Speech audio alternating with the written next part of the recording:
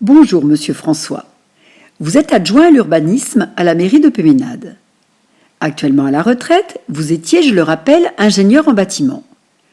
Vous vous êtes lancé corps et âme dans la renégociation du projet de la ZAC Le Bon. Dans le fil de l'info de ce mois, vous-même et monsieur le maire détaillez votre travail et nous vous en remercions. Mais pourquoi avoir tant attendu pour communiquer ? Lorsque nous avons pris nos fonctions, le projet était déjà très avancé. La commune était contractuellement engagée avec la SAGEM, qui est l'aménageur, par un document qui s'appelle un traité de concession, mais aussi par un courrier que nous avons découvert, envoyé juste avant le deuxième tour par le maire précédent, et donnant son agrément sur la désignation des promoteurs, le contenu du programme et le prix de vente du foncier. Nous avons donc tout d'abord consulté des professionnels du droit de l'urbanisme afin de connaître nos marges de manœuvre. Il s'est avéré que le traité comportait des dispositions mal négociées. Sa résiliation en particulier aurait eu des conséquences financières très lourdes. Et quand je dis très lourdes, ça veut dire plusieurs millions d'euros. Sa renégociation a donc été préférée, mais elle a été délicate. Elle nécessitait de conserver une confidentialité afin de ne pas en compromettre l'issue. Mais je veux ici saluer l'esprit dans lequel elle a été conduite grâce à l'écoute de notre concessionnaire SAGEM et grâce au travail de l'architecte, le cabinet Villemotte. Les Péménadois auraient aimé être concertés pour les négociations. Pourquoi ne l'ont-ils pas été ? On peut comprendre leur frustration. À ce stade, malheureusement, cette concertation, c'était trop tard. Il aurait fallu la faire en 2018, avant de signer le traité de concession.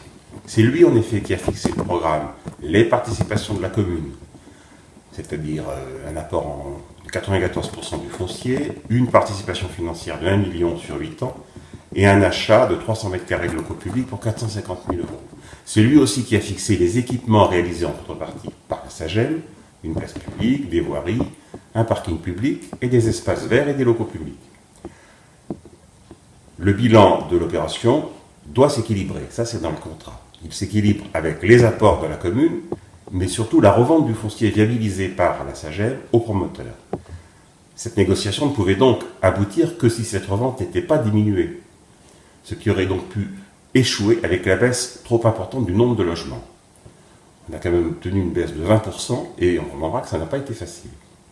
Nous avons pu, de la sorte, au mieux respecter nos engagements et malgré ces contraintes, puisqu'il y aura plus d'espaces verts, moins de logements et un label éco-responsable pour les constructions, ce qu'on appelle quartier durable méditerranéen. Les Péménadois pourraient-ils alors être consultés à l'avenir lors d'une commission extra-municipale pour certains aménagements ? Y a-t-il encore des marges de manœuvre ? Alors, les grandes lignes du projet sont donc arrêtées, mais il reste notamment au niveau de la prestation des équipements, l'aménagement de la place publique, l'aménagement des différents espaces verts, la résidence senior. Donc, en effet, nous envisageons une consultation via des commissions extra-municipales. Malheureusement, elles n'ont pas pu être installées en raison de la crise sanitaire. Si elles devaient durer encore plusieurs mois, on réfléchira pour voir si on peut mettre en place ces commissions de façon dématérialisée. Mais ce n'est quand même pas l'idéal. On préférerait un contact direct avec les gens. Vous avez réussi à négocier 3 fois plus d'espaces verts et 20% de logements en moins, et ce sans aucune pénalité. C'est vraiment super.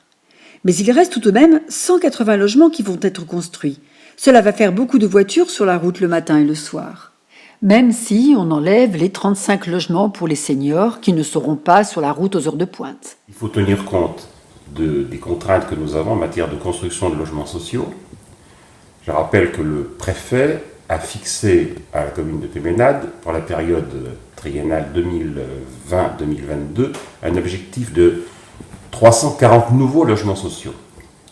Alors même si cet objectif n'est en général pas atteint, il faut quand même montrer qu'on fait tout ce qu'il faut pour y parvenir.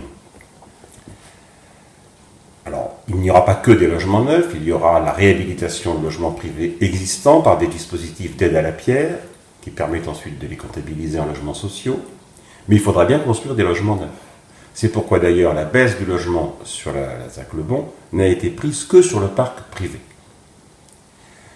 Enfin, il faut savoir que pour ces logements sociaux, il y a beaucoup de demandes, environ 170, 180, qui émanent de familles péménadoises. Et par conséquent, il s'agit de locataires qui sont déjà habitants de la commune et qui ne créeront pas de trafic supplémentaire. À ceux qui disent qu'il n'y a pas de différence entre votre projet d'aménagement et celui de la mandature précédente, que répondez-vous? La réponse a été donnée par le groupe d'opposition qui a voté non à la délibération portant sur la déclaration d'utilité publique lors du dernier conseil municipal.